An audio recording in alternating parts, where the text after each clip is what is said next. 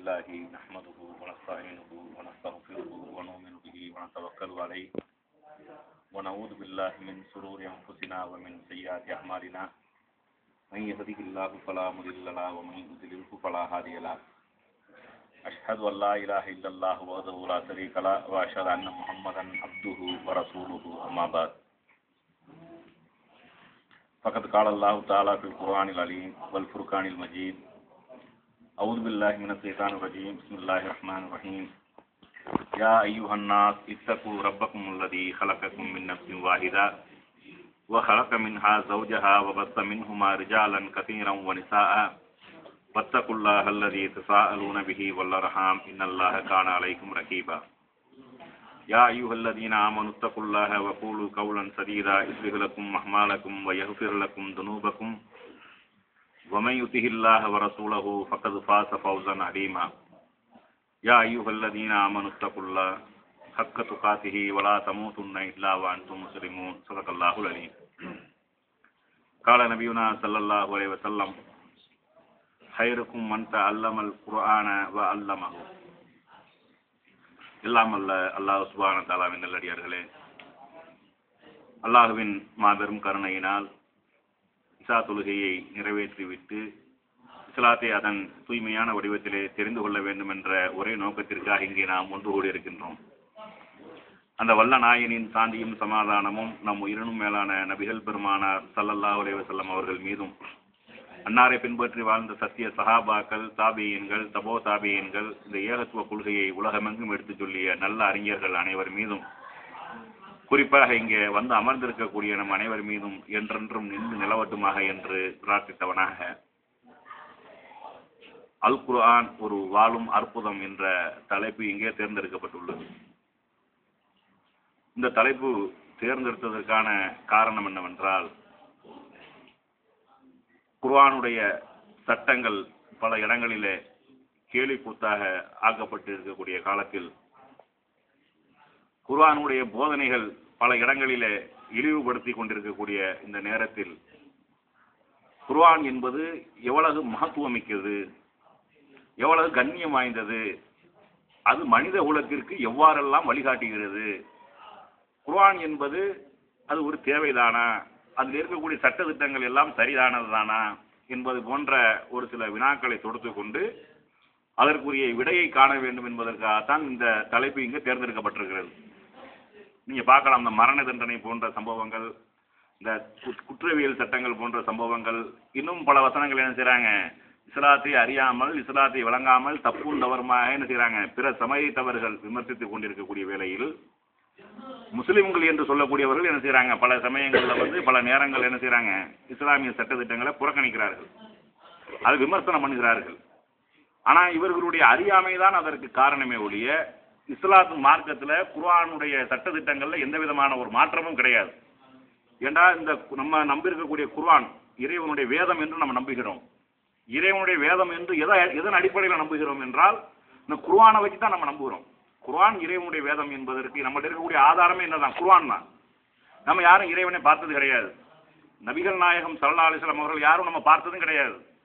நம்ம இஸ்லாம் என்பது ஒரு மார்க்கம் இருக்கிறது, அது சத்தியமான ஒரு மார்க்கம், அது தூய்மையான ஒரு மார்க்கம், அதை ஏற்றுக்கொண்டவர்கள் முஸ்லிம்கள், இது இறை வேதம், இறை வேதத்தை படிப்பதன் மூலமாக இறைவன் இருக்கிறான், இந்த இறை வேதத்தை நம்மளுக்கு தந்தவர்கள் முகமது நபி, இப்படியெல்லாம் நம்மள்ட்ட நம்பக்கூடிய, நம்மள்ட்ட இருக்கக்கூடிய மிகப்பெரிய ஒரு ஆதாரமாக, அத்தாட்சியாக, அருள் கொடையாக இருக்கக்கூடியது இதுதான், இந்த திருக்குர்ஆன் தான். திருமறை குர்ஆனை வைத்துக் கொண்டுதான் நம்ம எல்லாவற்றையும் நம்ப வேண்டியிருக்கிறது.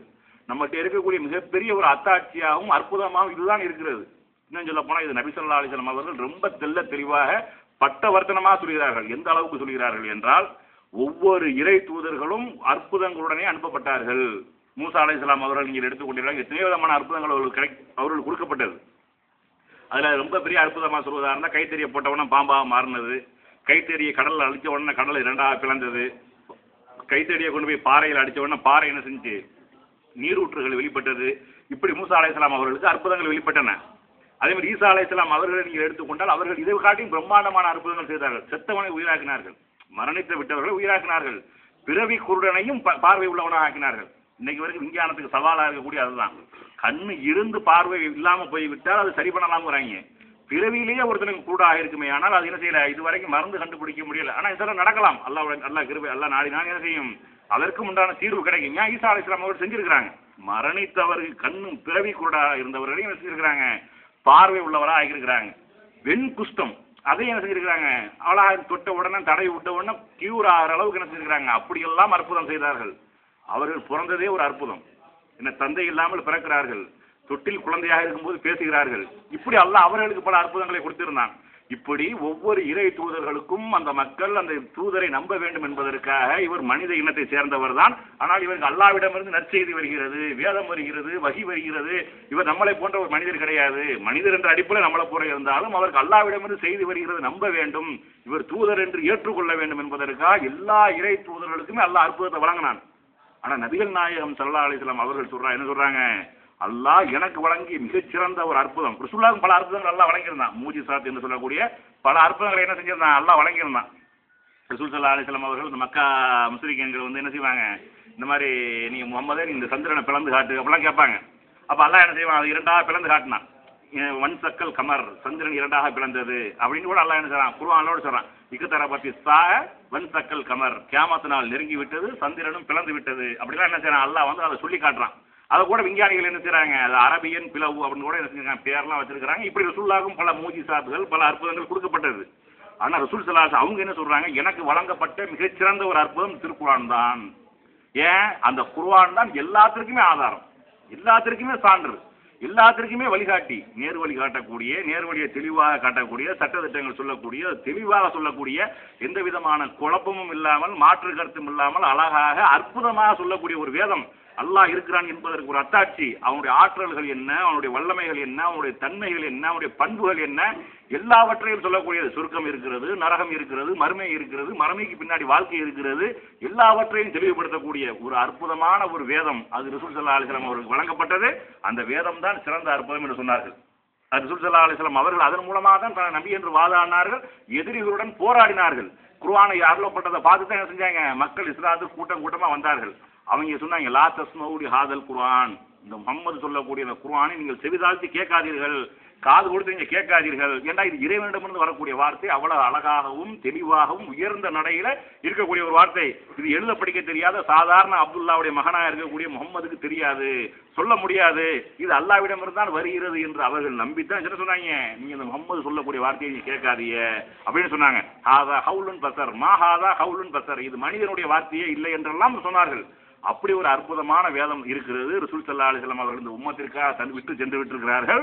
அந்த குர்ஆனை அல்லாஹ் என்ன செய்யறான், அதற்கு அல்லாஹ் மேலும் அதிகமான சிறப்புகளை வழங்குறான். எப்படி சிறப்புகள் என்றால், இதற்கு முன்னாடி எத்தனையோ வேதங்கள் வந்தது, எத்தனை விதமான சட்டத்திட்டங்கள் வந்தது, ஒவ்வொரு நபிக்கும் வேதங்கள் கொடுக்கப்பட்டன.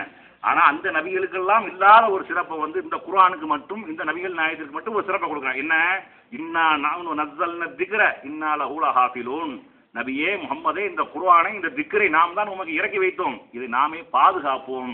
இந்த கேரண்டி இதுக்கு முன்னாடி உள்ள எந்த வேதத்துக்கும் கிடையாது. அல்லாஹ் ஒவ்வொரு நபிக்கும் வேதத்தை கொடுப்பான். அந்த நபி வந்து மக்களுக்கு போதனை பண்ணுவாரு, அதன் அடிப்படையில் தீர்ப்பு சொல்லுவாரு, அதன் அடிப்படையில் சட்டத்திட்டங்களை சொல்லுவாரு, அதன் அடிப்படையில் வாழ வேண்டும் என்று விளக்கி காட்டுவாங்க. அதுக்கப்புறம் அந்த நபி மரணிச்சதுக்கு அப்புறம் என்ன செஞ்சிருவாங்க, அதை அப்படியே மாத்திடுவாங்க. அந்த மக்கள் அப்படியே மாத்தி விட்டு என்ன செஞ்சிருவாங்க, பழைய குருடி கதவை தொரட்டின்னு சொல்ற அளவுக்கு அப்படியே போயிடுவாங்க. எந்த மதம் முன்னாடி இருந்த மதமோ என்ன கொள்கையில் இருந்தார்களோ, அப்பம் பாட்டம் என்ன செய்து கொண்டு இருந்தானோ அந்த அடிப்படையில் சைத்தான் என்ன செஞ்சிருவான், வழி எடுத்து கூட்டிட்டு போயிடுவான். அப்ப அல்லாஹ் என்ன செய்வான், வேற ஒரு தூதரை அனுப்பி இதுதான் சரியான கொள்கை, அவருக்கு வேதத்தை கொடுத்து இப்படி நடக்கணும், இந்த அடிப்படையில் செய்யுங்க, உங்களுக்கு முந்தைய தூதர் இப்படித்தான் செஞ்சாரு, இப்படித்தான் வாழ சொன்னாரு என்று சொல்லி மறுபடியும் நேர்வழி காட்டுவாரு. ஆனா நபி ஸல்லல்லாஹு அலைஹி வஸல்லம் அவர்களுக்கு பின்னாடி எந்த ஒரு நபியும் கிடையாது, எந்த ஒரு மார்க்கமும் கிடையாது, எந்த ஒரு வேதமும் கிடையாது என்ற அடிப்படையில் அந்த மார்க்கம் முழுமைப்படுத்த வேண்டும் என்று முழுமைப்படுத்தி விட்டு அதுக்கு அல்லாஹ் கேரண்டி கொடுக்கிறான். இன்னா நஹ்னு நஸ்ஸல்னா திக்ர இன்னா லஹு லஹாஃபிலூன். இப்படி ஒரு இதுக்கு முன்னாடி உள்ள எந்த விதமான இறைவனால் அருளப்பட்ட இறக்கப்பட்ட எந்த வேதத்திற்கும் இல்லை. அப்ப அப்படி ஒரு வேதம் இருக்கிறது, அல்லாஹ்வால் முழுமையாக பாதுகாக்கப்பட்டது. இன்னைக்கு எத்தனையோ வேதம்னு சொல்றாங்க, இந்துக்கள் எங்கள்கிட்ட பல வேதங்கள் இருக்குது, யஜுர் வேதம் இருக்கிறது, ரிக்கு வேதம் இருக்குது. இதெல்லாம் என்ன வேதம், இது யார் எழுதுனது, எந்த காலத்துல உள்ளது, இதனுடைய மூல அத்தாரிட்டி யாரு, ஒண்ணுமே தெரியாது. மூல மொழி என்ன தெரியாது, சமஸ்கிருதம்ங்கிறாங்க. அதுதான் அந்த காலத்துல எந்த யார கடவுள்னு சொல்றீங்களோ அவர்கள் வாழ்ந்த காலம் இதுதானா, அவர் பேசிய மொழி சமஸ்கிருதம் தானா தெரியாது. சும்மா சொல்லுவாங்க இது தேவவாசா அப்படின்னு சொல்லுவாங்களே ஒழிய அது எந்த அளவுக்கு உண்மை தெரியாது, அதனுடைய ஆராய்ச்சி என்ன விளங்காது. இப்படி இருக்கிறது. அதே மாதிரி பைபிள் என்று இன்னைக்கு வச்சிருக்கிறார்கள். இன்னைக்கு இருக்கக்கூடிய பைபிளுடைய மூலமொழி என்ன, ஆனா இதுதான் ஈசா அலைஹிஸ்ஸலாம் அவர்கள் பேசின மொழியா? இதுதான் ஈசா அலைஹிஸ்ஸலாம் அவர்கள் மக்களோடு உறவாடிய மொழியா? அவர்கள் இதைத்தான் வேதம் என்று கொடுத்துட்டு போனார்களானா? கிடையாது. ஒவ்வொரு சமுதாயத்திலும் கொடுக்கப்பட்ட வேதங்கள் இதுகள் எல்லாமே என்ன செஞ்சு போச்சு? மாற்றி விட்டார்கள், திருத்தி விட்டார்கள், அழித்து விட்டார்கள், மறைத்து விட்டார்கள், ஒழித்து விட்டார்கள். ஆனா இந்த திருக்குர்ஆன் மட்டும் இன்னும் 1435 வருஷமா 34 வருஷமா அப்படியே முழுமையாக பாதுகாக்கப்பட்டு நம்ம கையில இருக்கிறது. ரசூல் ஸல்லல்லாஹு அலைஹி வஸல்லம் அவர்கள் காலம் தொட்டு இன்றைக்கு நம்ம கை வரைக்கும் இருக்கிறது. இதுதான் நம்மளுக்கு இருக்கக்கூடிய மிகப்பெரிய ஒரு ஆதாரம். நாம் முஸ்லிம்கள் நம்ம சொர்க்கத்துக்கு போறோம், நரகத்திலிருந்து பாதுகாப்பு தேடணும், அல்லாஹ் ஒருத்தன் இருக்கிறான், அல்லாஹ்வை நம்பணும், அவனுடைய தண்டனைக்கு நம்ம பயப்படணும், இப்படி இருக்கக்கூடிய எல்லா விதமான சட்ட திட்டங்களும் இருக்கிறது. அதே மாதிரி என்ன இருக்கிறது? மனித வாழ்க்கைக்கு தேவையான அத்தனை விஷயங்களும் இருக்கிறது. சும்மா சொர்க்கத்தை சொல்லிட்டு, மறுமையை சொல்லிட்டு, நரகத்தை சொல்லிட்டு இப்படி இருங்க, இப்படி தொழுகுங்க மாத்திரம் போக கிடையாது. உலகத்துல நீ மனிதனோட வாழக்கூடிய நேரத்துல மனிதனை சார்ந்து வாழ சமூக பிராணின்னு சொல்றாங்க. மனிதன் வந்து ஒரு சமூக பிராணி அப்படின்னு சொல்றாங்க. ஒரு மனிதன் இன்னொரு மனிதன் தான் சார்ந்து வாழ வேண்டும். உனக்கு அரிசி இல்லைன்னா என்கிட்ட பருப்பு இருக்கு, உன்ட்ட சோறு இருந்தா என்கிட்ட குழம்பு இருக்கும். இப்படி ஒருத்தன்ட்ட இல்லாத ஒருத்தன் இருக்கும். ஒவ்வொரு மனிதனை சார்ந்துதான் வாழ வேண்டும். அப்படி ஒரு சூழ்நிலையா இருக்கும் பொழுது இந்த மனிதனுடைய வாழ்க்கைக்கு தேவையான நல்லது கெட்டதுகள், ஹலால் ஹராம்கள் அத்தனையும் தெளிவுபடுத்திருக்கு. குர்ஆன்ங்கிறது வேதம்ங்கிறது சாதாரண கிடையாது. இப்படி ஒரு அதிசயம் வேற எந்த இதுலையும் கிடையாது.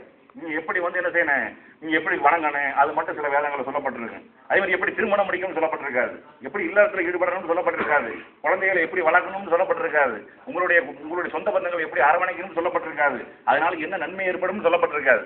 இப்படி எல்லாம் வேற எந்த வேதத்திலையும் வேதம் என்று இன்னைக்கு வைத்திருக்கிறாரா இல்லையா, அதுல எதுலையுமே சொல்லப்படாத அளவுக்கு மிகச்சிறந்த ஒரு அற்புதமான வேதம் திருக்குர்ஆன்ல இருக்கிறது. இப்படி சில அல்லாஹ் செஞ்சான். இப்படி மனித உலகத்திற்கு தேவையான மனிதன் வாழக்கூடிய, மனிதன் ஏற்றுக்கொள்ளக்கூடிய அளவுக்கு உண்டான சட்டத்திட்டங்கள் இருக்கிறது. எல்லா மனிதனும் நல்லவனாக இருக்க மாட்டான், கெட்டவன் இருப்பான். ஏன்னா அல்லாஹ்வுடைய படைப்புல என்ன மனுஷன் பலவீனமான படைத்திருக்கான். அல்ல குலிக்கல் இன்சானும் வைஃபா, மனிதனை நாம் பலவீனனாகவே படைத்திருக்கின்றோம், ஆசாபாசங்களுடைய படைத்திருக்கிறோம். தவறு செய்யக்கூடியவனாக அல்லாஹ் படைத்திருக்கான். மனிதன் தவறுக்கு அப்பாற்பட்டவனாக எந்த ஒரு மனிதனும் கிடையாது, வேற யாரும் கிடையாது. ஆதம் அலைஹிஸ்ஸலாம் அவர்களே பாவம் செஞ்சாங்கன்னா பாருங்களேன். முதல்ல படைக்கப்பட்டவர்கள், அல்லாஹ்வுடைய அத்தாட்சியை கண்ணுக்கு கண்ணாக பார்த்தவர்கள், சொர்க்க சோலைகளில் இருந்தவர்கள், இன்பங்களை அனுபவித்தவர்கள், மலக்குகள் அவர்களுக்கு சஜ்தா செய்யறதுக்கு பணிவதற்கு அல்லாஹ் கட்டளையிட்டான். அவர்களுக்கு எல்லா விதமான அறிவும் ஞானமும் வழங்கப்பட்டிருந்தது. அப்படியெல்லாம் சிறப்பிக்கப்பட்ட முதல்ல இறைவனால் படைக்கப்பட்ட இறைவன் நான் சொல்றேன், என்னுடைய 2 கையால் உண்மை படைத்தேன்னு நல்லா சொல்றான். இப்படியெல்லாம் சிறப்புகள் வழங்கப்பட்ட அந்த ஆதம் அலைஹிஸ்ஸலாம் அவர்களுக்கு போட்ட கட்டளை ஒரே ஒரு கட்டளை தான், இந்த மரத்தை நீங்க நிறங்காதீங்க. அது அவரால் பேண முடிஞ்சா? என்ன செஞ்சாரு? அதை அவர் மீறிட்டார். அல்லாஹ் என்ன செஞ்சான்? அவர் பாவம் செஞ்சாரு, அல்லாஹ் மன்னிச்சுட்டான். அது வேற கதை. அல்லாஹ் மன்னிச்சுட்டான். அவர் மிகச்சிறந்த மனித சமுதாயத்தினுடைய தந்தையாக இருந்தார்கள், அல்லாஹ் மன்னித்து விட்டான். இப்ப நம்ம எதுக்கு சொல்ல வரோம்னா, அப்ப தவறு செய்யக்கூடியவனா இருக்கிறான். தவறுகளில் சின்ன தவறுகளும் இருக்கிறது, பெரிய தவறுகளும் இருக்கிறது. அப்ப இது எல்லாம் தவறுகளை குறைக்க வேண்டும், தவறுகளை கட்டுப்படுத்த வேண்டும். மனுஷன் தவறு செய்யாமல் இருக்க வேண்டும் என்றால் அவனுக்கு அறிவுரை சொல்வது மட்டும் போதாது, அதற்கு சரியான முறையில் நடவடிக்கையும் எடுக்க வேண்டும், கடுமையான முறையில் தண்டனையும் வழங்க வேண்டும். அப்பதான் மனுஷன் என்ன செய்வான்? மனுஷன்ல 2 தரப்பட்ட மனுஷன் இருக்கிறான். முஸ்லீம்களா இருக்கக்கூடியவங்க அல்லாஹ்வுக்கு பயந்து சில தவறுகள் செய்யாம இருந்துருவோம். திருட மாட்டோம், பொய் சொல்ல மாட்டோம், விபச்சாரம் பண்ண மாட்டோம், இப்படி இருந்துருவோம். அடுத்தவனை கொல்ல மாட்டோம், கொலை செய்ய மாட்டோம், கொள்ளை அடிக்க மாட்டோம். இப்படி முஸ்லீம்கள் அல்லாஹ்வை நம்பக்கூடியவர்கள். மறுமையில் இதுக்கெல்லாம் கேள்வி கணக்கு இருக்கிறது, மறுமையில் இதுக்கு தண்டனை இருக்கிறது, இது பற்றி விசாரிக்கப்படுவோம். அல்லாஹ் அத்தனை பேர் முன்னாடி அசிங்கப்படுத்தி விடுவான், நம்மளுக்கு கடுமையான தண்டனை இருக்கிறது, நரகத்துக்கு போகணும். இப்படி எல்லாம் பயந்தவர்கள் என்ன செஞ்சிருவோம்? இந்த மாதிரி பெரிய பெரிய பாவங்கள் இருந்து என்ன செஞ்சிருவோம்? விடுபட்டுருவோம். சில பேர் விதி வழக்காக செஞ்சு விடுவார்கள். ஆனா இறைவனை ஏற்றுக்கொள்ளாதவர்கள், இறைவன் நம்பிக்கை இல்லாதவர்கள், இவரெல்லாம் என்ன செய்யறாங்க? குற்றங்கள் சர்வசாதாரணமா செய்கிறார்கள். இப்படி தொடர்ந்து போனா நல்லவர்களா வாழ முடியுமா? கெட்டவன் அதிகமாகிவிட்டால் நல்லவனா இருக்கக்கூடிய நல்லவனா வாழ முடியாது.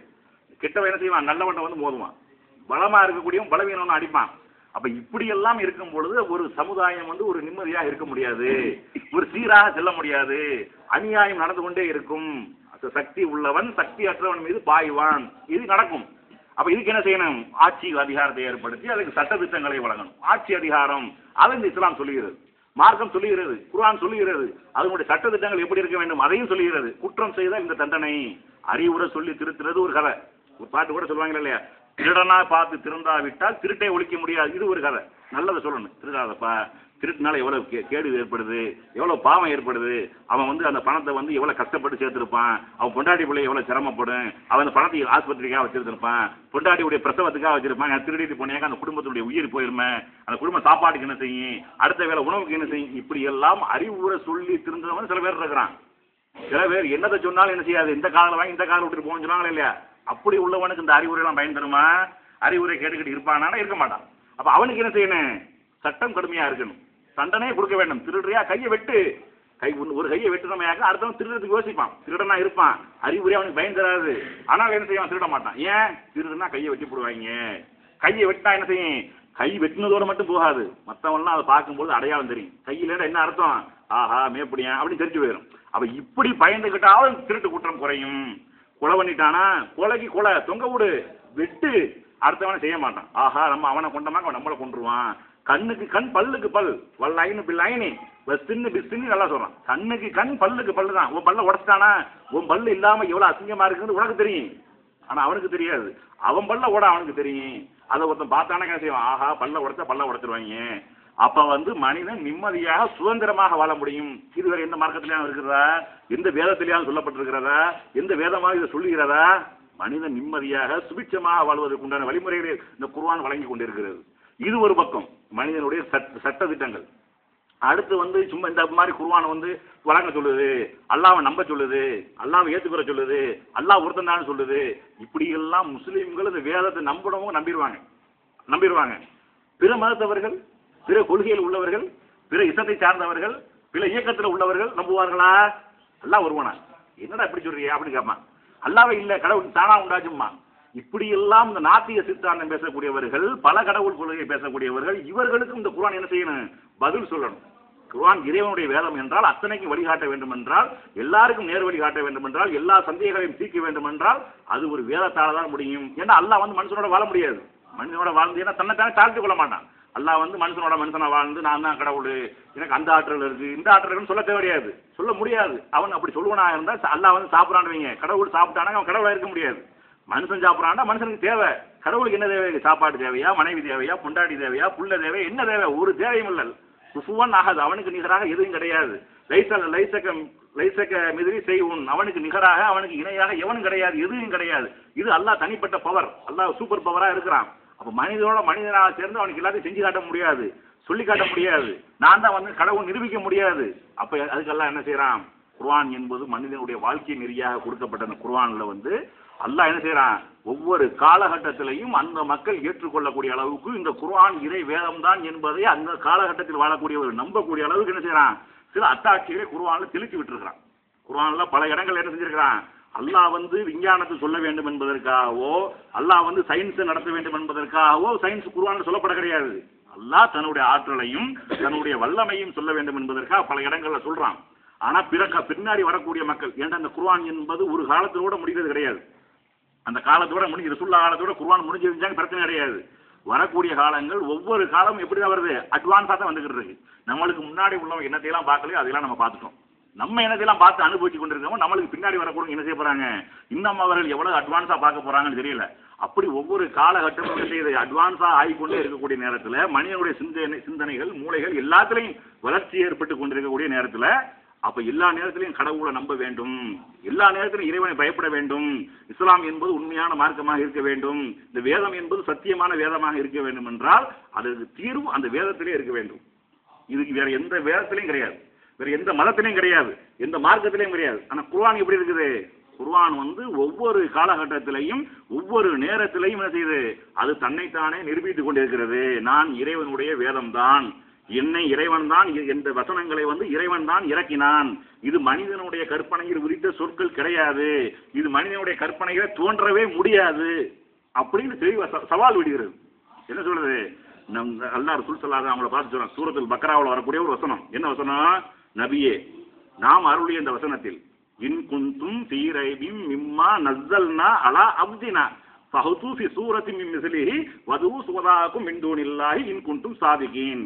நாம் இந்த தூதருக்கு முகம்மதுக்கு அருளிய இந்த வேதத்தில் நீங்கள் சந்தேகம் உடையவராக இருந்தால், இது நம்ம ரசூலுல்லாஹ்வுக்கு அருளி இருக்கிறோம், இது ரசூலுல்லாஹ்வுக்கு நம்ம இறக்கி இருக்கிறோம், இந்த வேதம் இறைவனிடமிருந்து வரவில்லை, இது முகம்மது அவர்களாக இட்டுக்கிட்டு சொல்லிவிட்டார்கள், பிற மதத்திலிருந்து காப்பி அடிச்சு விட்டார்கள், பிற சொல்லி சைத்தான் சொல்லித்தான் எழுதி விட்டார்கள், இப்படி நீங்கள் நம்பக்கூடியது, அந்த நம்பிக்கையில் நீங்கள் உண்மையாளர்களாக இருந்தால் இன் குன்தும் ஃபீ ரைபின் மிம்மா நஸ்ஸல்னா அலா அப்தினா, நம்முடைய இந்த தூதருக்கு இறக்கிய அருளிய இந்த வேதத்தில் நீங்கள் சந்தேகம் உடையவராக இருந்தால், அந்த சந்தேகத்தில் நீங்கள் உண்மை உடையவராக இருந்தால் என்ன செய்யணும், நீங்கள் அல்லாஹ்வை தவிர, அல்லாஹ்வை விட்டுருங்க, நீங்க உலகத்தில் உள்ள அத்தனை பேர்களையும் உண்டாக்கி கொள்ளுங்கள், உலகத்தில் உள்ள அத்தனை பேரையும் ஒன்று சேர்த்துக் கொள்ளுங்கள். எவ்வளவு பெரிய அறிவாளிங்கிறியா அவனை ஒன்று சேர்த்துக்க, பெரிய பண்டிதனுங்கிறியா அவனை சேர்த்துக்க, விஞ்ஞானிங்கிறியா அவனை சேர்த்துக்க, எவனையும் சேர்த்துக்க, எல்லாத்தையும் சேர்த்துக்க. ஒட்டு மொத்தமா அமர்ந்து கொண்டு இந்த குர்ஆன்ல இருக்குதா இல்லையா 114 அத்தியாயம், அது மாதிரி ஒரு அத்தியாயத்தை நீ கொண்டு வா பார்ப்போம்.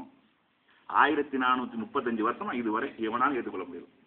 இதுவரைக்கும் இந்த குர்ஆனுக்கு எதிராக வந்து நான் இந்த குர்ஆனை பொய்ப்பிக்கிறேன், இது இறைவனுடைய வார்த்தை இல்லை என்று நான் நிரூபிக்கிறேன், இது வந்து முகம்மது தானாக இட்டு கட்டியது, இது வந்து பிற மதத்திலிருந்து பிற வேதங்களிலிருந்து காப்பி அடிச்சது என்று சொல்லி 1400 வருஷமா அந்த உலகத்தில் எவ்வளவு விஞ்ஞானிகள் வந்து சென்று விட்டார்கள், எத்தனையோ மேதைகள் வந்து சென்று விட்டார்கள், எத்தனையோ படித்தவன் பண்டிதன் எத்தனையோ வந்து போய்விட்டார்கள். இதுவரைக்கும் இந்த குர்ஆன் சொல்லக்கூடிய சவாலை, இந்த குர்ஆன் சொல்லக்கூடிய இந்த பகிரங்கமாக அழைக்கக்கூடிய அழைப்பை ஏற்றுக்கொள்வதற்கு எவனுக்கும் திராணி கிடையாது. அப்படின்றது விளங்கணுமா இல்லையா? இது உண்மையிலேயே அல்லாஹ்வுடைய வேதம் தான். இப்படி ஒரு சவாலை வேற யாராலும் சொல்ல முடியுமா? வேற எந்த புத்தகமா சொல்ல முடியுமா? இந்தியாவுடைய சட்டம், அரசியல் புத்தகம் இருக்கா இல்லையா, அரசியல் சாசனம்னு சொல்லக்கூடிய அரசியல் சாசன புத்தகம், இதை வந்து எத்தனை பேர் சேர்ந்து எழுதினார்கள், எத்தனை வட்டமேசை மாநாடு போட்டார்கள், எத்தனை நாட்டுடைய சட்டத்தை வச்சு திருத்தினார்கள், இத்தனை நாட்டுடைய சட்டங்களை ஒன்றாக சேர்த்து எப்படியெல்லாம் சட்டம் கொண்டு வர வேண்டும், என்னென்ன மக்களுக்கு எப்படியெல்லாம் சட்டம் கொடுக்க வேண்டும், என்னென்ன தண்டனைகளுக்கு என்னெல்லாம் தீர்ப்பு கொடுக்க வேண்டும் என்றெல்லாம் அத்தனை அறிஞர்கள் அவ்வளவு மேதைகள் சேர்ந்து எழுதின இந்தியாவுடைய அரசியல் சாசன சட்டம் இதுவரைக்கும் எத்தனையோ 1000 தடவை திருத்தப்பட்டு விட்டது. எத்தனையோ ஆயிரங்கள் உள்ள சேர்த்து விட்டார்கள். ஏன்? மனுஷனுடைய அறிவுங்கிறது பலவீனமானது. அவன் அந்த காலத்துல எது இருக்குமோ அதான் யோசிப்பான். ஏசி அறையில் உட்கார்ந்து எதை யோசிப்பான்? அவனுக்கு ஏதாவது பாதிப்பு ஏற்பட்டதுன்னு அதை யோசிப்பான். பாதிக்கப்பட்டவனுடைய நிலையிலிருந்து அதை பார்க்க மாட்டான். அவனுடைய அறிவு பொய் சொல்லும், பலவீனமானது. அவனுக்கு பின்னாடி வரக்கூடிய இந்த காலத்தில் உள்ளவனுக்கு இது மட்டும் தான் தெரியும். நாளைக்கு என்ன நடக்கும் தெரியுமா? அடுத்த வருஷம் என்ன நடக்கும் தெரியுமா?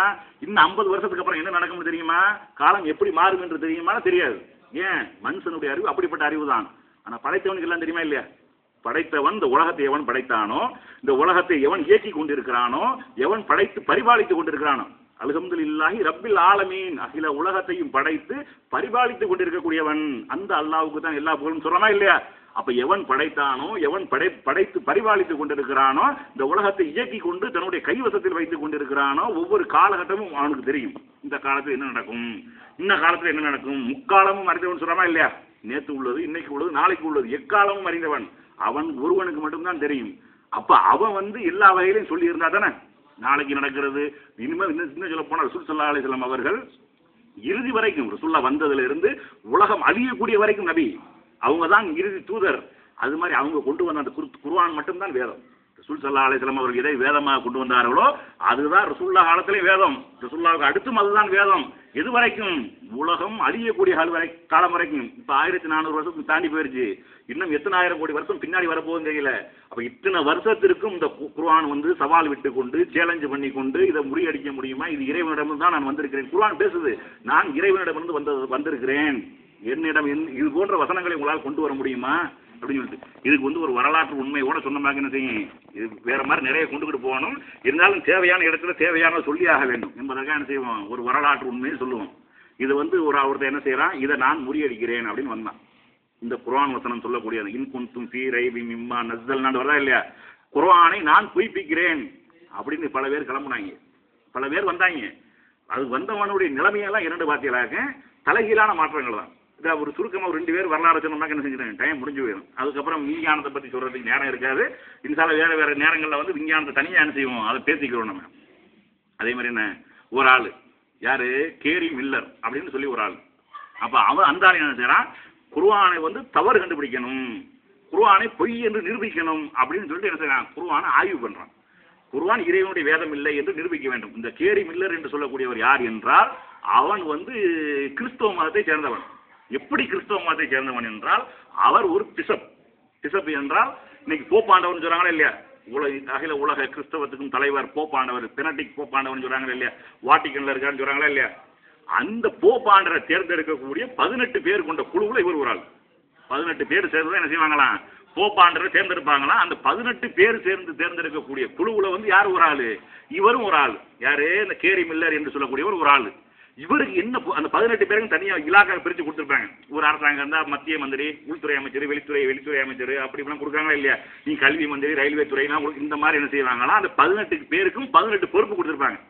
நீ வந்து கிறிஸ்துவ உலகத்தை நீ பாத்துக்கிறேன்னு, இந்த மாதிரி முஸ்லீம்களுக்கு எதிரான சவால்களை நீ பாத்துக்கிறேன்னு, இந்த மாதிரி முஸ்லீம்கள் இந்த அதை கிறிஸ்தவர்கள் செய்யக்கூடிய அந்த பாலியல், இந்த மாதிரி ஓரின சேர்க்கை, இந்த மாதிரி போன்றவங்களுக்கு சரியான தீர்வு எப்படி சொல்றது, பேட்டி எப்படி கொடுக்கறது, இந்த மாதிரி காரியங்களை நீ பாத்துக்கிறேன் என்று சொல்லி ஒவ்வொருத்தருக்கும் நினைச்சிருப்பாங்க, ஒவ்வொரு இலாக்கா பிரிச்சு கொடுத்திருப்பாங்க. இந்த கேரிமுல்லருக்கு என்ன கொடுத்திருக்காங்கன்னா, திருக்குர்ஆனில் உள்ள செய்திகள்ல குர்ஆன் வசனங்களை அது எப்படி முரண்படுகிறது, அது எப்படி தப்பா சொல்கிறது, எப்படி தவறான செய்தியை மெசேஜை கொண்டு வருகிறது, இந்த காலத்துக்கு இது பொருந்தாம போகிறது, இப்படி நீங்க கண்டுபிடிக்கணும். அதே மாதிரி ரசூலுல்லாஹ்வுடைய வாழ்க்கை வரலாறுல போய் என்ன செய்யணும், அது எப்படி மூடத்தனமாக இருக்கிறது, எப்படி மக்களால் புரிந்து கொள்ள முடியாதா இருக்கிறது, அறிவுக்கு ஏற்றதா இல்லை என்பது போன்ற செய்திகளை நீங்க என்ன செய்யணும், மக்களுக்கு வெளிக்கொண்டு வர வேண்டும் என்று சொல்லி அதனுடைய ஆய்வுல இறக்கி விட்டுறாங்க. அவர் என்ன செய்யறாரு, குர்ஆனை ஆய்வு பண்றாரு. நம்ம முஸ்லீம்களா இருக்கிறோம், குர்ஆனை படிச்சிருக்க மாட்டோம், குர்ஆனை தொடர்ந்து ஓதி இருக்க மாட்டோம், குர்ஆன்ல என்ன சொல்லிருக்கு நமக்கு தெரிஞ்சிருக்காது. அதிகபட்சமா நம்ம வீட்டுகள்லாம் எப்பதான் ஓதுவோம், என்னைக்கு வீட்டுல யாராவது மூத்தா போறாங்களோ, என்னைக்கு நம்ம வீட்டுல இருக்கக்கூடிய பெரிய ஆளுக்கு தான் மூத்தா போறாங்களோ அன்னைக்கு தானே செய்வோம், 3ஆம் பாத்தியா ஓதணுமே, அம்மாடி 3ஆம் பாத்தியா ஓதுனா தானே அவருக்கு போய் சேரும், அப்பதானே அவர் சுருக்கத்துக்கு போவார்னு சொல்லி என்ன செய்வோம், 3ஆம் பாத்தியா ஓதுவோம். அப்படி அது நம்ம ஓத மாட்டோம், மார்க்கத்துல இல்ல 3ஆம் பாத்தியா கிடையாது. ஆனா அந்த 3ஆம் பாத்தியாவை நம்ம உட்காந்து ஓதுவோமா, நம்ம அப்பனுக்கு நம்ம போய் சேரணுமே, நம்மளை பெத்து வளர்த்தாங்களே, கஷ்டப்பட்டாங்களே, சிரமப்பட்டாங்களே, நம்ம எவ்வளவு நேரத்திலேயே அவர் உறுதுணையா இருந்தார்களே, அவர் இப்படி போயிட்டாங்களே, சொர்க்கத்துக்கு போகணும் என்று ஆதங்கத்தோட ஆவலோட நம்ம ஓதுவோமானா அது கிடையாது. அது முதல் ரசூல் ஸல்லல்லாஹு அப்படி ஒரு வழியை காட்டல. 3ஆம் பாத்தியா செத்த விட்டதும் குர்ஆன் ஓதுறதுக்கு எடுக்கிறோம், அது கூட என்ன கூலிக்கு ஆளை கூட்டு வந்து வச்சு ஓதுங்க நீங்க, அவருக்கு காசை கொடுத்துட்டு ஒரு பார்சல் பண்ணி அனுப்புறது, என்ன கிரெடிட் கார்டா கொண்டு போய் மாத்திக்கிறதுன்னு சொல்றது. இப்படித்தான் நம்ம சமுதாயம் என்ன செஞ்சிருக்குது. எவ்வளவு அற்புதமான ஒரு வேதத்தை, அல்லாஹ்வுடைய திருமறை குர்ஆனை அகில உலகத்திற்கும் அருளாக வழிகாட்டியாக வந்த ஒரு வேதத்தை வந்து நம்ம சமுதாயம் எப்படி பயன்படுத்தி கொண்டிருக்கிறது. நீங்க பாருங்க, இவர் எப்படி பயன்படுத்துறாரு. அவர் என்ன செய்யறாரு, குர்ஆனை ஆய்வுல இறங்குறாரு, ஆய்வு பண்ணி முடிச்சிடுறாரு. ஹதீஸ் ரசூலுல்லாஹ்வுடைய வாழ்க்கையை படிக்கிறாரு, படிச்சு முடிச்சிடுறாரு. அக்கு வேற ஆணி வேற பிரிச்சு மேஞ்சிடுறாரு. என்னடான்னு மட்டையை பிச்சுக்கிட்டு ஆய்வு பண்ணிட்டு கடைசியில் அவர் முடிவுக்கு போறாரு. என்ன முடிவுக்கு போறாரு என்றால், அஷ்ஹது அல்லா இலாஹ இல்லல்லாஹ் வ அஷ்ஹது அன்ன முஹம்மது ரசூலுல்லாஹ், வணக்கத்திற்கு உரியவன் அல்லாஹ்வை தவிர வேற யாரும் கிடையாது, இந்த முஹம்மது என்று சொல்லக்கூடியவர்கள் உண்மையாகவே அல்லாஹ்வுடைய தூதர் தான் என்று சொல்லி அந்த கேரி மில்லர் என்பவர் இஸ்லாத்துக்கு வருகிறார். கிறிஸ்துவ உலகமே அப்படியே ஆடி போகுது. என்னடா குர்ஆன்ல தப்பு கண்டுபிடிச்சுன்னா இவன் இஸ்லாத்துக்கு போயிட்டானே என்றால் அப்படின்னு சொல்லிட்டு அவங்க அப்படியே வியந்து போறாங்க. அப்ப அவர் அதுக்கு காரணம் சொல்றாரு. நான் இஸ்லாத்துக்கு வருவதற்கு என்ன காரணம் தெரியுமா, நான் குர்ஆன்ல தவறு கண்டுபிடிக்க வேண்டும் என்பதற்காக நான் உள்ள பூந்து கிண்டுனேன், ஒரு தவறும் கிடையாது. ஆனா இது பார்க்கிற இடமெல்லாம் இது இறை வேதம் என்பதற்கு பல இடங்கள் அது சான்று பகர்ந்து கொண்டே இருக்கிறது அப்படின்னு சொல்லிட்டு அவர் ஒரு ஆதாரத்தை வைக்கிறார். நம்ம தொழுகையில எல்லாம் பல தடவை ஓதி இருப்போம், பல தடவை நம்ம கேள்விப்பட்டிருப்போம்.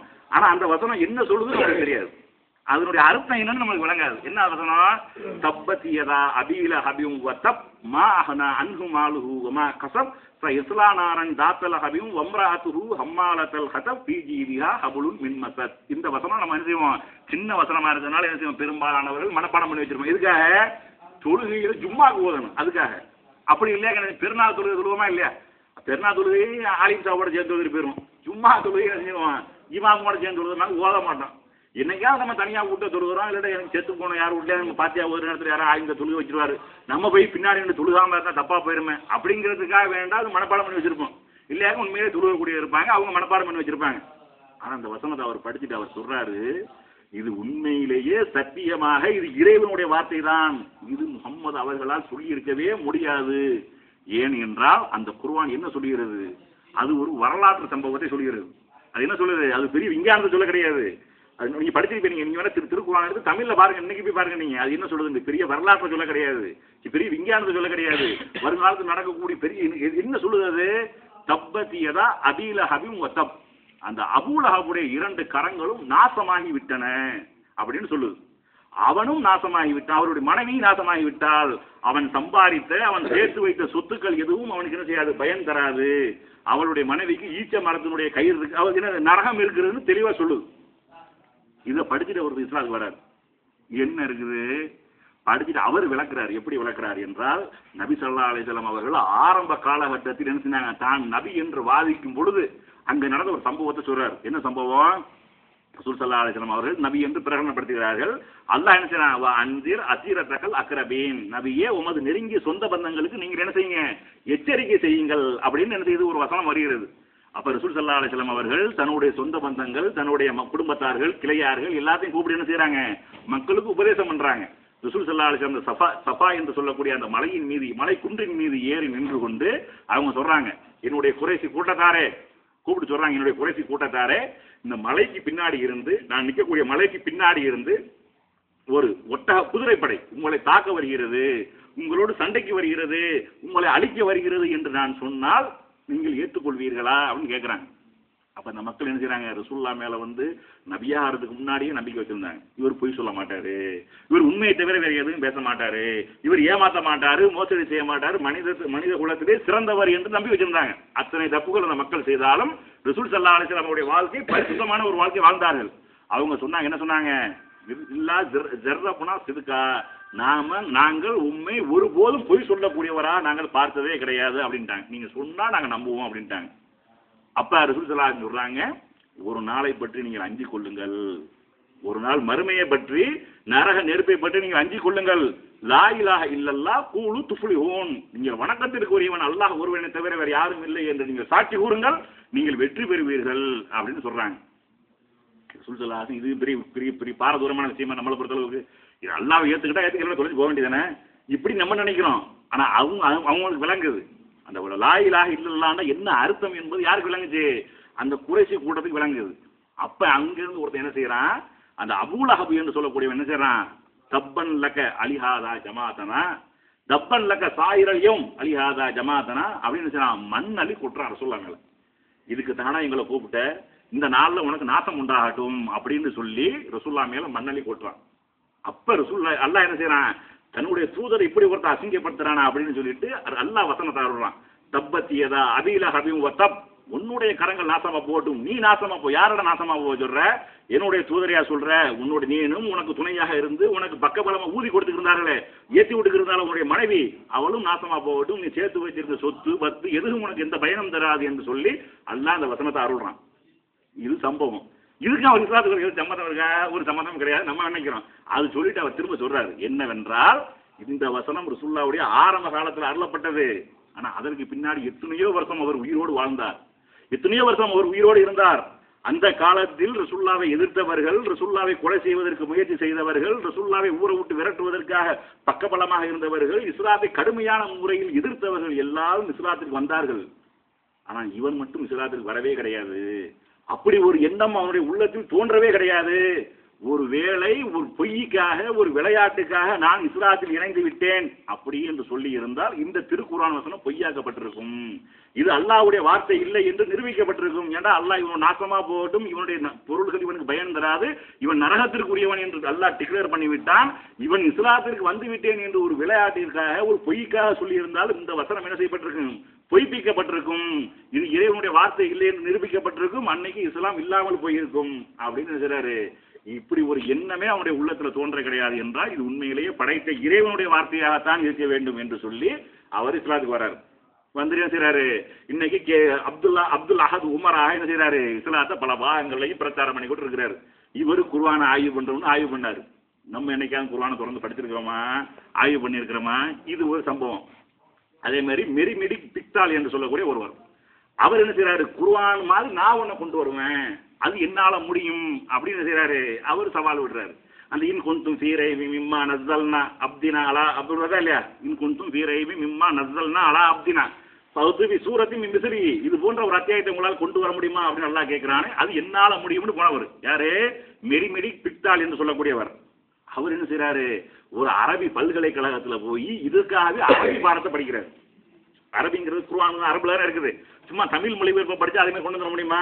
அது என்ன நடையில இறக்கப்பட்டிருக்குது, அது என்ன சொல்லுகிறது, அது எப்படி, அப்படி எல்லாம் பார்த்தா என்ன செய்ய முடியும், அது போன்ற ஒரு வேதத்தை கொண்டு வர முடியும் என்று சொல்லி அவர் என்ன செய்யறாரு, அப்படி போய் படிக்கிறாரு. படிச்சு இலக்கணங்கள், இலக்கியங்கள், அரபு அப்படின்னு செய்யறாரு, சரளமா கற்றுக்கொண்டு விட்டு அவர் என்ன செய்யறாரு, அவர் இஸ்லாத்துக்கு வந்துடுறாரு. இஸ்லாத்தை படிச்சு தவறு கண்டுபிடிக்க போறேன், இஸ்லாத்துக்கு மாற்றமான கொண்டு வர போறேன் உள்ள போயிட்டு என்ன செய்யறாரு, அவர் இஸ்லாத்துக்கு வந்துடுறாரு. வந்து அவர் என்ன செய்யறாரு என்றால் தர்ஜுமா வெளியிடுறாரு. அரபியில் இருக்கக்கூடிய குர்ஆனுக்கு இங்கிலீஷ்ல தர்ஜுமா வெளியிடுறாரு. பிக்தால் வெளியிடு, அது அமெரிக்காவில் இன்றைக்கு வரைக்கும் பிரபலமாக போய்கிட்டு இருக்கக்கூடியது. முகமது பிக்தாலா என்ன செய்திருக்கிறாரு, மாறி குர்ஆனுக்கு விளக்கமாக, குர்ஆனுக்கு அரபில் இருக்கக்கூடிய குர்ஆனை வந்து இங்கிலீஷ்ல டிரான்ஸ்லேஷன் பண்ணி மொழிபெயர்த்து கொடுக்கக்கூடிய அளவுக்கு அவருக்கு மாற்றம் ஏற்பட்டிருக்கின்றால் இது இறைவனுடைய வார்த்தையாக தானே இருக்க முடியும். குர்ஆனை வந்து சரியான கண்ணோட்டத்தோடு நேர்மையான கண்ணோட்டத்தோடு தவறு கண்டுபிடிக்க வேண்டும் என்று நீங்கள் உள்ளே நுழைந்து ஆராய்ச்சி பண்ணாலும் உங்களை அது இஸ்லாத்தின் பக்கம் தான் கொண்டு வந்து சேர்க்கும். அப்ப இது ஒரு காலத்தில் நிரூபிக்கிறா இல்லையா? இந்த குர்ஆன் வந்து இறை வேதம் தான் என்று நிரூபிக்குது. ஆனா குர்ஆன் வந்து பல இடங்கள்ல சொல்லுது. என்ன சொல்லுது? பல இடங்களில் நீங்க சிந்திக்க மாட்டீர்களா? உங்களுக்கு மூளை இருக்குதா? இல்ல மூளையை பூட்டு போடப்பட்டிருக்கிறதா? அப்படின்னு நல்லா இருக்கலாம். பல இடங்களில் கேட்கிறான். இந்த குர்ஆனை நீங்கள் சிந்தித்து பார்க்க மாட்டீர்களா? உங்களுடைய உள்ளங்கள், உங்களுடைய மூளைகள் என்ன பூட்டுகள் போடப்பட்டிருக்கிறதா அப்படின்னு நல்லா நினைச்சான். குர்ஆன்ல பல இடங்கள் சிந்திக்க மாட்டீர்களா? வானத்திலிருந்து மழை எப்படி வருகிறது நீங்க சிந்திக்க மாட்டீர்களா? பூமி எப்படி உயிர்ப்பிக்கிறது நீங்க சிந்திக்க மாட்டீர்களா? ஒரு துளி விந்தாக செலுத்தப்பட்டு நீங்கள் எப்படி நீங்கள் உண்டாகிறீர்கள்? நீங்கள் படைத்தீர்களா? அம்னஹும் ஹாலிக்கும், நாம் படைத்தோமா? இப்படி எல்லாம் பல இடங்கள்ல கேட்கிறானே. சிந்திங்க சிந்திங்க. இப்படி எந்த வேதமா சொல்லுதா? எந்த வேதமா சொல்ல முடியுமா? சிந்திங்கன்னு சொன்னா அது வேதமே இல்லாம போயிடும். நீங்க வந்து பைபிள் எடுத்து சிந்தின்னு சொன்னீங்க, உங்களுடைய சிந்தனைகளை எங்க போகும்னா அது வந்து எங்க போயிருங்க எல்லாம் ராங்கா போய் முடிஞ்சிடும். அதே மாதிரி பகவத்கீதை எடுத்து நீ சிந்தின்னு படிச்சுன்னு வைங்க, நீங்க என்ன செஞ்சிருவீங்க? நாசமா போயிருவீங்க. நீங்க சிந்திக்க முடியுமா? இருக்கிறது என்னமோ அது ஏற்றுக்கும். அப்படித்தான் எல்லா வேதமும் சொல்ல முடியுமா? ஒழிய சிந்தித்து பார் என்று சொல்லக்கூடிய ஒரு வேதம் திருக்குர்ஆன் மட்டும்தான். இந்த அப்படி ஒரு அற்புதமான ஒரு வேதம் நம்ம கையில இருக்குது. அதைத்தான் ரசூல் ஸல்லல்லாஹு அலைஹி வஸல்லம் சொன்னாங்க. என்ன சொன்னாங்க? குர்ஆனை வந்து ஒரு எழுத்துக்கு 10 நன்மை அப்படின்னாங்க. இன்னைக்கு நம்மள எத்தனை பேர் குர்ஆன் ஓதனலா? கூலு அலிஃப் லாம் மீம் ஹர்ஃபுன் வ அலிஃபுன் ஹர்ஃபுன் வ லாமுன் ஹர்ஃபுன் வ மீமுன் ஹர்ஃபுன். அலிஃப் லாம் மீம் என்பது ஒரு எழுத்து கிடையாது. அலிஃப் ஒரு எழுத்து, லாம் ஒரு எழுத்து, மீம் ஒரு எழுத்து. ஒவ்வொரு எழுத்துக்கும் 10 நன்மை இருக்கிறது. அல்ஹம்துலில்லாஹ் அப்படின்னா 50 நன்மை. சாப்பிட்டு முடிச்சவங்க சொல்லணும்னு ரசூலா சொல்றாங்களே, அது சொல்லியிருக்கோம் நம்ம. சாப்பிட்டு முடிச்சவங்க சாப்பிடும்போது பிஸ்மில்லான்னு சொல்லியிருக்காங்களே, சொல்றோமா நம்ம? இப்படி சின்ன சின்ன விஷயங்களே நம்ம செய்யறது இல்லையா? குர்ஆன் நம்ம எங்கிட்ட தொடர்ந்து படிக்க போறோம். குர்ஆன் அதனுடைய அரபி ஓத தெரிஞ்சவங்க எத்தனை பேர் இருக்கிறோம் நம்ம? குர்ஆன் வந்து அல்லாஹ்வுடைய வேதம் அரபியில இருக்கிறது. அரபிங்கிறதுக்காக சிறப்பு கிடையாது. அரபிக்கு எந்த சிறப்பும் கிடையாது. இந்த குர்ஆன் வந்து அரபியில இருக்கிறதுன்னு சிறப்பு கிடையாது. அல்லாஹ் எந்த வேதத்தை எப்படி இறக்கிருக்கான்? அரபு மொழியில அல்லாஹ் இறக்குறதுனால அந்த வேதத்தில் உள்ள மொழிக்கு மட்டும் தான் சிறப்பு.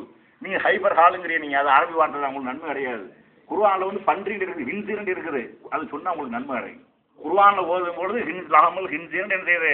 குர்ஆன்ல 4 இடத்துல பன்றி இறைச்சின்னு இருக்குது, அதை சொல்லும் போது உங்களுக்கு நன்மை கிடைக்கும். நீங்க வெளியே 1000 தடவை பன்றின்னு சொன்னா நன்மை கிடைக்காது. அப்ப குர்ஆனுக்கு தானே நன்மை, அரபிக்க நன்மை கிடையாது. பேசக்கூடிய அரபி அப்படி பார்த்தீங்கன்னா பேசக்கூடிய அரபியெல்லாம் அவன் பேச பிறந்ததுல இருந்து சாகிற வரைக்கும் நினைச்சான் அவன் பேசுறத மட்டும் அரபி தான். எம்போடு நன்மையை கொள்ளையடிச்சு போயிடுவான். இது மார்க்கம் கிடையாது. இப்படி சொல்ல கிடையாது, இஸ்லாம் சொல்ல கிடையாது. குர்ஆனை ஓதும்போது இன்னும் சொல்ல போனா ஹதீஸ ரசூல் ஸல்லல்லாஹு அலைஹி வஸல்லம் அவர்கள் சொன்ன ஹதீஸ் இருக்கா இல்லையா? ஹதீஸ் இருக்கா இல்லையா? அதுக்கு கூட ஒரு எழுத்துக்கு 10 நன்மை கிடையாது. ஹதீஸ்ல உள்ளதை படிச்சு அதன் அடிப்படையில் செயல்படுத்தினால்தான் உங்களுக்கு நன்மையை ஒழிய அதன் அடிப்படை அதை உங்கள் வாழ்க்கையை கொண்டு வந்தா தான் உங்களுக்கு நன்மையை ரசூலா சொல்றாங்க. நீங்க சாப்பிட்டு முடிச்சவொன்னு அல்ஹம்துலில்லாஹ் சொல்லுங்க அப்படின்னு இருக்கும். அதை சாப்பிட்டு முடிச்சவொன்னு அல்ஹம்துலில்லாஹ்னு சொன்னா தான் நன்மை. அது படிச்சதுனால உங்களுக்கு நன்மை கிடைக்காது. அப்ப அப்படி குர்ஆனுக்கு வந்து அல்லாஹ் என்ன செய்றான்? இறைவனுடைய வார்த்தை என்பதற்காக இது அதிகமாக மக்கள் உச்சரிக்க வேண்டும் என்பதற்காக இது மக்கள் மத்தியில் இன்னைக்கு பாருங்க, உலகத்தில் எந்த ஒரு வேதமாவது ஒரு அறிஞன் சொன்னா எப்படி சொன்னான் என்றால், உலகத்தில் இருக்கக்கூடிய அத்தனை வேதங்களையும் கொண்டு போய் கடல்ல கொட்டிடுவோம். கடல்ல கொட்டி விட்டால் மீண்டும் உயிரோடு திரும்பக்கூடிய ஒரே ஒரு வேதம் திருக்குர்ஆன் மட்டும்தான். ஏன்? அத்தனை லட்சம் மக்களுடைய உள்ளத்துல இருக்கு குர்ஆன்.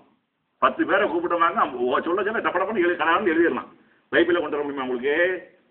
மற்ற வேதத்தை கொண்டு வர முடியுமா? முடியாது. ஏன்? இப்படியெல்லாம் அல்லாஹ் அந்த குர்ஆனை பாதுகாத்து வச்சு பல விஞ்ஞான உண்மைகள் ஒவ்வொரு காலகட்டம் இன்னைக்கு பெரிய பெரிய விஞ்ஞானிகள் பெரிய பெரிய அறிஞர்கள் எல்லாம் இஸ்லாத்துக்கு வந்து ஒவ்வொரு நாட்டிலும் வந்து கொண்டே இருக்கிறார்கள். சில இந்தியாவை போன்ற நாடுகளில் சாதி கொடுமையிலிருந்து வந்துட்டு இருக்காங்க, சாதி கொடுமையிலிருந்து சமத்துவத்திலிருந்து வந்துட்டு இருக்கிறாங்க. ஆனா பல மேலத்திய நாடுகள்ல அமெரிக்கா போன்ற, ஐரோப்பா போன்ற, ரஷ்யா போன்ற, யூகே போன்ற பல நாடுகள்ல இருந்து இஸ்லாத்துக்கு வருகிறார்கள் என்றால் எதற்காக வர்றாங்க? அவன் சமத்துவம் இல்லாம இருக்கிறான், ராயல்ட்டியா இருக்கிறான், ராஜா மாதிரி இருக்கிறான், அவன் என்ன செய்யறான்? காசு போனா தண்ணீரா இருக்கிறது. இப்படி இஸ்லாத்தை நோக்கி கூட்டம் கூட்டமா வந்திருக்கிறார்கள். என்ன அர்த்தம்? குர்ஆனை படிக்கிறார்கள், ரசூலுல்லாஹ்வுடைய வாழ்க்கையை படிக்கிறார்கள், அவர்கள் இஸ்லாத்துக்கு வர்றார்கள். அப்படியே ஒரு அற்புதமான ஒரு அழகான எல்லா தேவைகளுக்கும் எல்லாத்துக்கும் எல்லா பிரச்சனைகளுக்கும் தீர்வு சொல்லக்கூடிய அல்லாஹ்வுடைய வேதம், அல்லாஹ் இருக்கிறான் என்பதற்கும் அதுதான் சான்று. ரசூல் ஸல்லல்லாஹு அலைஹி வஸல்லம் அவர்கள் அல்லாஹ்வுடைய தூதர் என்பதற்கும் அதுதான் சான்று. இஸ்லாம் மார்க்கம் தான் உண்மையான மார்க்கம் என்பதற்கும் அதுதான் சான்று. நம்மெல்லாம் முஸ்லிம்கள் என்பதற்கும் அதுதான் சான்று. அப்படி ஒரு அற்புதமான ஒரு வேதம் நம்ம கையில வச்சிருக்கிறோம். எப்படி இருக்குது? பட்டு துணி சுத்தி மேல இருக்கு. செத்து போனா எடுத்துருவோம், இல்லாட்டா அது மேலதான் இருக்குது. அப்படி இல்லாமல் நம்மளுடைய வாழ்க்கையில ஒவ்வொரு நேரத்திலையும் ஒவ்வொரு செயல்பாடுகளுக்கும் குர்ஆனை பின்பற்றக்கூடியவர்களாக, குர்ஆனுடைய போதனையை ஏற்று நடக்கக்கூடியவர்களாக, அதனுடைய உண்மையான தத்துவங்களை விளங்கி சிந்திச்சு அறியக்கூடிய என்றால் அல்லாஹ்வோட குர்ஆன் சொல்றான். என்ன சொல்றான்டா?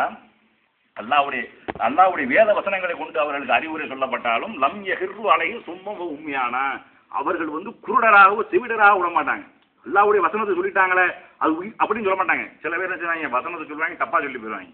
இருக்குதா இல்லையான்னு பார்க்கணும். அல்லாஹ்வுடைய வேத வசனத்தை சொல்லி அறிவுரை அவர்களுக்கு சொல்லப்பட்டாலும் என்ன செய்ய மாட்டாங்க, அவர்கள் குருடராகவோ செவிடராகவோ விட மாட்டார்கள். அப்பெல்லாம் என்ன செய்யணும், அல்லாஹ் குர்ஆன்ல சொல்றான், குர்ஆனை அதிகமாக படியுங்கள், நீங்கள் சிந்தியுங்கள், தெரியலை என்றால் விளக்கம் உங்களுக்கு பிடிபடலை என்றால் தெரிஞ்சவங்கள்ட்ட கேளுங்க, 1க்கு 2 தடவை படிங்க. குர்ஆனை வந்து தெளிவான வார்த்தைகளால தெளிவான எழுத்துக்களால எல்லா மக்களும் புரியக்கூடிய, ரசூலுல்லாஹ் காலத்தில் வாழ்ந்திருந்த மக்கள் மட்டும் படிக்க தெரியாத மக்கள் தான். ரசூலுல்லாஹ்வுக்கு இதை ரசூலுல்லாஹ் சொல்லத்தான் செஞ்சாங்க, அதை கேட்டு இஸ்லாத்தை வந்தாங்க. இப்படி அற்புதமான வேதமா, இப்படி அழகான ஒரு வேதமா, இந்த முகமது எழுத தெரியாது படிக்க தெரியாது, இப்படி ஒரு இலக்கியமா சொல்றாரு, பெரிய இலக்கிய நடைகளை சொல்றாரு, ஒரு பெரிய பண்டிதர்கள் கூட சொல்ல முடியல, இப்படி எல்லாம் விளங்கிட்டு இஸ்லாம். அப்படி ஒரு அழகான ஒரு வேதம் இருக்கிறது. அதை பின்பற்றி வாழக்கூடிய மக்களாக, அதை ஏற்றுக்கொண்டு அதன் அடிப்படையில் வாழ்ந்து இம்மையிலையும் மறுமையிலும் வெற்றி பெறக்கூடிய ஒரு மக்களாக அல்லாஹ் நம் அனைவரையும் ஆக்கி அருள் புரிவானாக. வாஹிர் தவானா அல்ஹம்துலில்லாஹி ரப்பில் ஆலமீன். அஸ்ஸலாமு அலைக்கும்.